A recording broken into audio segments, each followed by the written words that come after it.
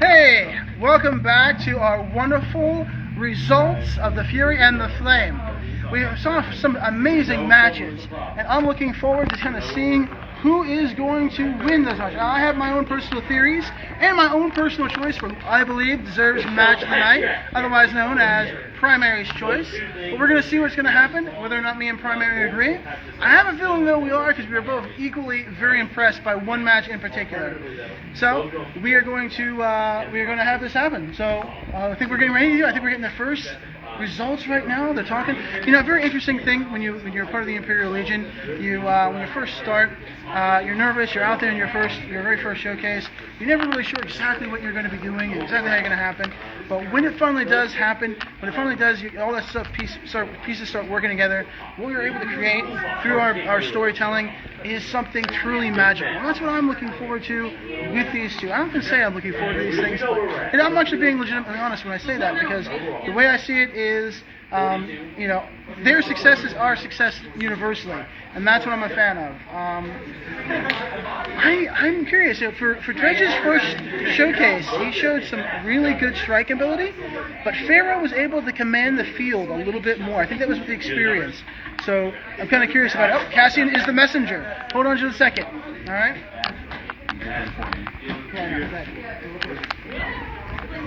So how do you all think you did today? I think I did good. Good. And you? Good. Glad to hear that. All right, I think we're now ready for our first result. With an astounding score of 42-40, let's put our hands together for Dredge Stargazer. Woo! Fantastic. To score a 42 on your very first showcase is truly the answer to everything. Sounds quite familiar, honestly. I'm not recalling anything. Anyway, with that in mind, you did fantastic. What does it feel like to win your very first showcase? Feels like I could take on you anytime. Now, there's a little bit known. Winning your first showcase has been known to make some people delusional with Flights of Fancy. So with that in mind, you never know. But hopefully he'll calm down. You know, cats, they get excited. Fur's all up and you know. But you never know. Sometimes when they ask for it, you just have to deliver. By the way, that would be the second challenge that I've received tonight from Bug's Apprentices. So, for those of you who don't keep your score, I'm going to fight the entire family line! Anyway, with that in mind, I can't wait for this one. Here, don't hurt yourself. That would be horrible. Absolutely horrible. Anyway, so, Pharaoh, how's it feel to lose? I'm just happy to be out of that wormhole. Hey, absolutely. He's out of that wormhole and into your heart. That's the name of his debut album. That being said, I think that's fantastic. Pharaoh, you've always been able to impress, because even though you did come on the losing here, a 40 score is absolutely fantastic and shows that you are ready to begin your next step to that next level.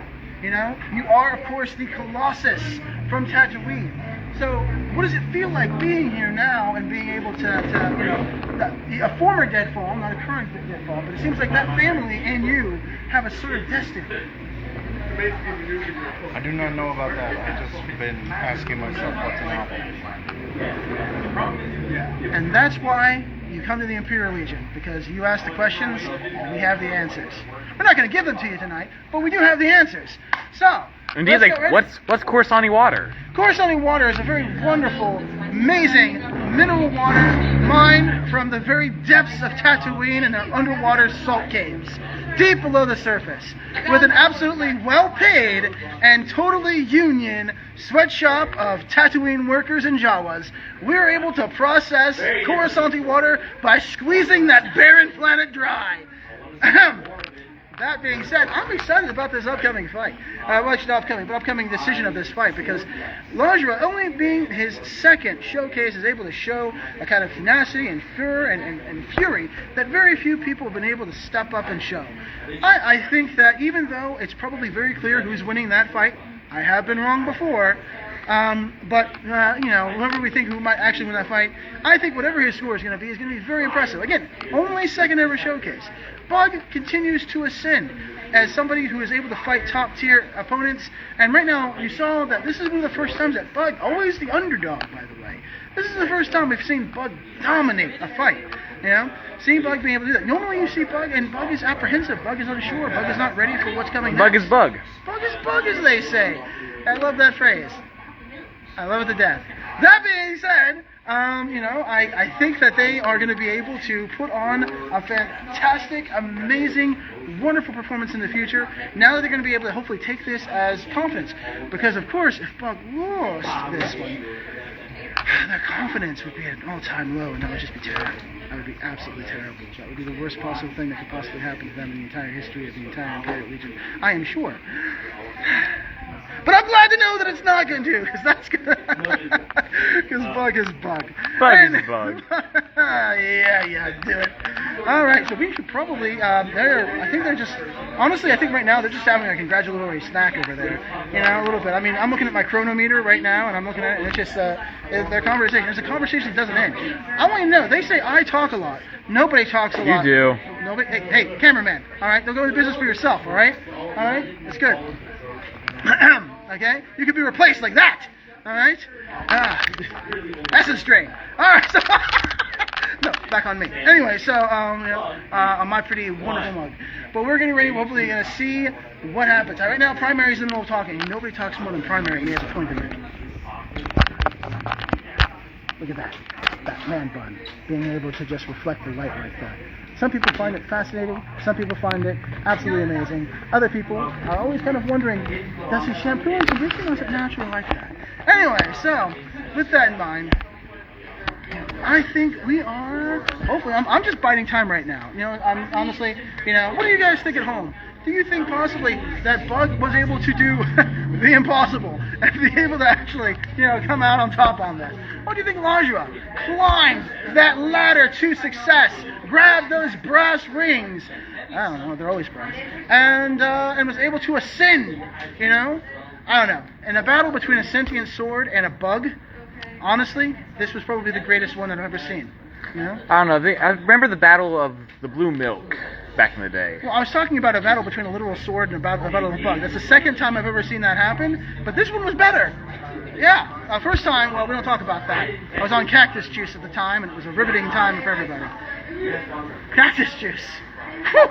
And it's no Coruscant water. I don't think we can talk about that on, live stream right now, but... maybe not. We'll see what happens. But being said, it's literally juice from a cactus. Nobody owns that. But we gotta see kind of how it goes. I mean, honestly, they're just taking their freaking time. Take your time. Sorry, freaking time. I said freaking time, and you can't say anything other than that because you don't know. You don't know the pressures that I'm on right now. Okay. You know how many time zones I've sped through to be able to get here? I was in a whole other part of the galaxy, people. Okay. Occasionally. Also, by the way, why am I apologizing? I'm evil. I should be able to say whatever I want. Okay. You think you can just bleep me? You think you can just go ahead and say it? I'll say what I want to say, okay? You can't just leave me, alright? No. Sorry to interrupt the segment. Oh, no, it's fine. We're going to come over here. You want to watch them real quick? So, how do you think we did tonight, folks? We're good. Bug do good? Bug is Bug. Bug is Bug. Alright. We did find a new person to stab in the meantime, just so you're aware. Well, that sounds like a truly wonderful thing. That being said, with the rousing score of 59 to 40, please put your hands together for the inevitable, the wonderful, the absolutely delightful Bug Stargazer. Woo! So let's hear it for the Bug's Larva Apprentice. Woo! A 40 is very impressive. He scored a 49. I was told 40, but I was They apologizing. said 49 over there. I apologize. Okay, well, I'm glad you clarified that in front of it because it would have been really embarrassing if we had done it live. All right, so with that in mind, okay, so apparently it was a 49, whatever. Either way, it was a loss, and that's all that matters to us in these days. No, I'm kidding. No, well, we'll worry about that. We'll fix that in post. It's live, but we'll fix that in post. We'll fix that in post. Yeah. No worries. Oh, hey, Zarak, when you're putting this online on our wonderful YouTube, check it out, folks. We're gonna delete that part. We're just gonna take that part out, aren't we? Yeah, that'd be great. Absolutely. No, he said 40. No. He said 40. Ha! Cassian! It's Cassian's fault all along. It's a Cassian slip. It was a Cassian slip. Where's your other hand? Where's your other hand? Ha! It wasn't me. It was Cassian all along.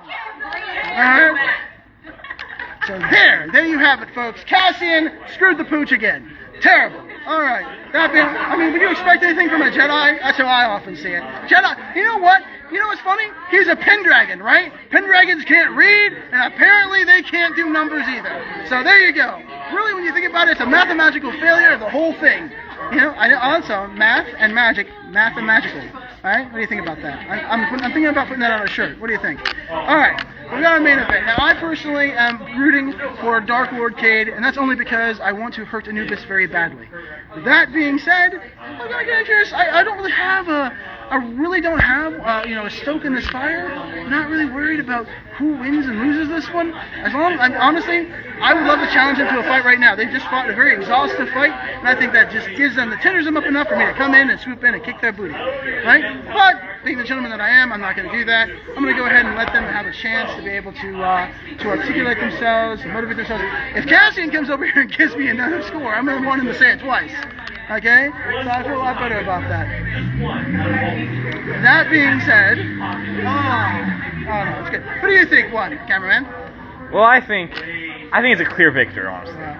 As much as it pains to hurt me as a Pendragon, I do think the Dark Lord of the Stargazer Coalition has sadly taken the victor. You think so? I mean, probably. He did cheat. So I'm happy about that. By the way, what is it about Stargazers ripping from the Jakars? We invented the run-in. Okay, you know how many times that we've had matches where our guys came in and helped even the odds? Multiple times. It's called a Jakar jumping, in fact, I believe. It's pretty much, we invented it, all right? Don't look it up, but we did. All right, my point is that, take my word for it. We were there, okay? But the football back is the Stargazers. Now it's like, oh, hey, blah, blah, blah, That's why I'm the one true Dark Lord, and Cade will only ever be a pretender. That I can agree upon. Thank you. See, cameraman number 2 understands these things. We won't talk about what happened to cameraman number 1. All right, so, yes, human resources, am I right? They're called human resources for a reason. It's wonderful. Okay, well, honestly, I'm just kind of excited to kind of see where we go with this. This is, by the way, one of the longest, absolutely the longest of our camera time that we've had in a very long time. Normally, we're a little bit more sharper about this. This was actually one of the fastest 3-match showcases in Moorhead history. Most of the time, they usually take an hour and a half. Do not ask me why, but if you've been a long-time watcher, you know. But this has actually been fast, very quickly. The only thing that's slow is here in the post show. I kind of feel like we should have prepped for this a little bit more. We should have had some people, maybe some analyses and things like that. That being said, I believe that Cade is just now being able to enter into his double digits. I remember my first double digits victory. Oh God, it was a wonderful time. Not for my victim, but a very wonderful time for me. So seeing Cade be able to finally, start getting to that level of recognition, that level of intensity needed to get where he needs to be, wonderful time. But being able to see Anubis have that little bit of viciousness, changing the embodiment to wrath, it reminds me of a certain former Obidus who had the embodiment of rage. That's right, a Jedi with rage issues. Isn't that unique? I haven't heard that one before. That's almost like saying, evil Jakar, right? Yeah. So, but, I personally think that, even though Anubis is getting better and getting stronger and getting more vicious, he still has a lot to learn before he's ready to become anyone's hero. Blue on purple violence, we never like to support that sort of thing in the Imperial Legion, but at the same time, sometimes people have to fight a little bit, we see humans beating each other to death all the time here in the Imperial Legion, right? And also, by the way, I just want to point out, why do we have an overwhelming number of humans on council? I'm not necessarily one of those diversity type people, but I've got to be honest to say, and I think, oh, never mind, hold on. All right, are you ready to decide? So, how do we think we did today? Could have done better, could have done worse. Could have done better. That it? Yeah. No analysis of the two councils or Analysis of the two councils. yeah. No. All right. And the score 58-53, right, Cassian? I don't know. No. I told you. Was it 58-55? Yes. I was testing him. All right. I was trying to see. I really was testing him. Trust me. Anyway, so with that in mind, with that wonderful score, our winner and still an absolute pleasant second best Dark Lord, Cade. I'm so flattered. Boo. Compliment, I think. Keep in mind, that means it was a total shutout, as Stargazer won in every single match, including the one where they fought another Stargazer. All right, so... It's not saying much. All right, let's give it up for our very good friend, Arbiter Anubis. Woo! Not a friend of Dark Lord, definitely. Wow, I've never been so rejected yet so accepted at the same time. All right, with that in mind, primary, I do believe we have primary's choice. Yes, we do. Tonight we had a lot of great fights, but I think there was one that stand out above all else. It's really hard to do a light class fight, and it's probably the most phenomenal light class fight I've ever seen, and that being Lazara and Bug.